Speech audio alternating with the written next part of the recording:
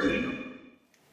Hey YouTube, Awesome Rider here. Welcome to my retro review for the Mighty Morphin Power Rangers movie 1995 figures. Now, you might have seen these in my recent Lightning Collection reviews for the Ninja modes, as they're kind of the only ones for comparison for back in the day. We never did get the Season 3 power-up modes, but we did get a couple options for the movie versions of these suits, and these were the main ones, and I thought it would be interesting to take a look at them on their own. As you can see, they're basically your kind of classic retro figures, where they're not going to be the best representation for show accuracy. If you're looking for show or movie accuracy, these aren't the 100% best ones to go for. I'll probably reiterate this at the end of the review, but these are usually now best recommended for retro collectors. But I think they're kind of interesting because they're actually not that bad. Let me start off using Tommy's here as an example. I mean, first of all, you can see there's a color discrepancy between his arms and the rest of his body. That's just a discoloration from him being old. Look how old you've become. Something far worse has happened to JDF. They are these kind of, you know, chunky looking figures. They all kind of have the same general mold for that. They're also far from the weirdest that we've gotten. You know, the ones that succeed this, like the Zeo ones, look like thumbs, and the Turbo ones aren't much better. And at least these are like kind of okay. They kind of straddle this line between like kind of not bad representation for the way they look, but also still a classic weird 90s figure that's more about being a toy with a weird function than it is looking great. I mean, they all have quote-unquote human head sculpts. I mean like it's not like a full head sculpt, it's kind of covered. It's not like it's like, oh, it's so ugly, it's inhuman. But they look like royalty-free kind of comic versions of each character depending on which one you get. Like this could look like anybody, you know, but since you know it's Tommy, you can kind of lean towards that. But they're just not as bad looking as you'd think. I mean, the proportions are definitely weird, and most of them have weird arm situations because they each have an individual gimmick. And so Tommy's gimmick here, you have this little lever you see, is twisting this around. And I believe they all had little weapons, which I don't know where they are, that you would snap onto here. But he has this sort of arm twisting gimmick. And so as a result, his arms sticking out weird, where he looks like he's about to do like that weird dance, like that pharaoh dance or whatever. I don't know. But most of them have weird arm orientations because of that. So that's another reason you're not going to get the most accurate thing. But they're not terrible looking, and for some detail bonus points, I think all of the coin on the front looks good. Like it has a really nice contrast, really nice gold paint. And to give them credit for these figures, I actually like that there's also some molded cloth details. And for articulation, you're usually going to have rotatable arms. Again, it's going to kind of vary depending on which one, what their gimmick is. And the legs do move around like this, and you get some swiveling there. So you can get them in some sort of classic 90s doing the splits, but our legs are just sticks poses. No head articulation or anything like that, really. I mean, you can't technically move it, but it's not really meant to be like a full-on ball joint head articulation. Looking good, Rocky, or is he? Actually, I would argue that this little head sculpt for Rocky actually looks decently like him, honestly.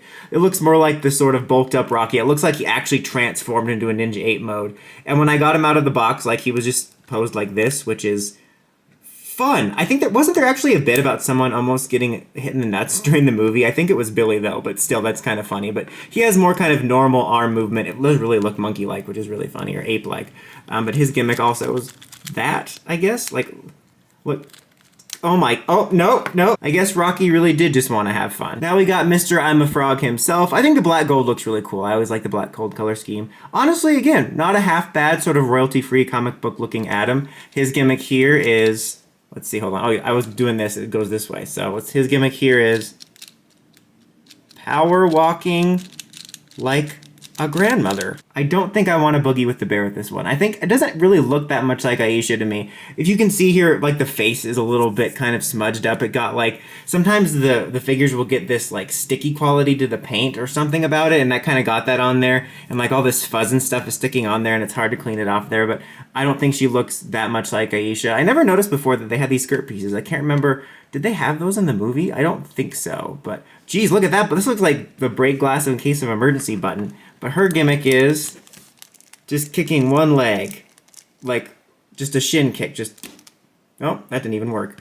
The bummer about this is that because it moves like this, it's kind of hard to get her to stand. Like before I started the review for taking the thumbnail and just having them sit there, it was honestly kind of hard to get her to stand because of that. I was gonna say you might not be buying the figure for that, but I guess back in the day, you know, kids probably be buying this figure like me for the fun, but nowadays you might be buying it for display, so that's just something to note. I have Billy here, who actually I would say this actually is a little bit better of a head sculpt than some of the Lightning Collection Billies, which range from like weird like squirrel teeth to nightmare fuel. He's also crotch guarding over here. I don't know why. He's kind of got a karate chop hand set up, and like this arm is bigger than the other one. It looks like that's his power. These are really some strange figures, and that's his gimmick. Oh, that's kind of cool actually. That's kind of cool.